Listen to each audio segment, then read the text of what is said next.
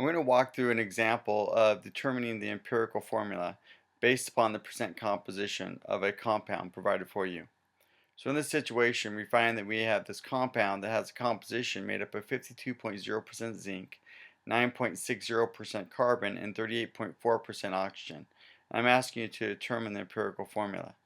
Remember, the first thing we're doing, we're assuming 100% equals 100 grams. Therefore, I'm going to change the percent sign to a G. So I have 52%, the same as 52 grams of zinc. And I have 9.6 grams of carbon and 38.4 grams of oxygen. Next, we understand that again, when we have these elements are in a ratio within a compound, they're a mole to mole ratio, not a gram to gram ratio. So then we have to get from mass to moles. We do that by way of molar mass, and we get molar mass from the periodic table. So we look up zinc, and zinc weighs in at 65.39 grams per every 1 mole of zinc. I put moles over grams, not grams over moles, because I need my grams to be opposite so they can cancel out. So mathematically, all I'm doing here is dividing. I'll do the same thing for carbon. The molar mass of carbon is 12.01 grams per every mole. And I'll do the same thing for oxygen. Oxygen is 16.00 grams per every mole. And I get them all now to moles.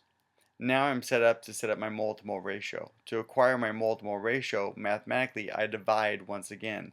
This time I divide by the lowest number of moles, which in this situation is 0.800.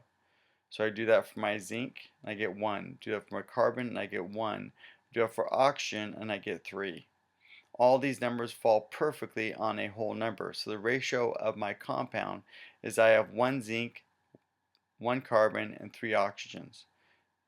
This is the formula of this is my empirical formula. To name it, it is zinc carbonate. Good job, zinc carbonate. This is an example of an empirical formula.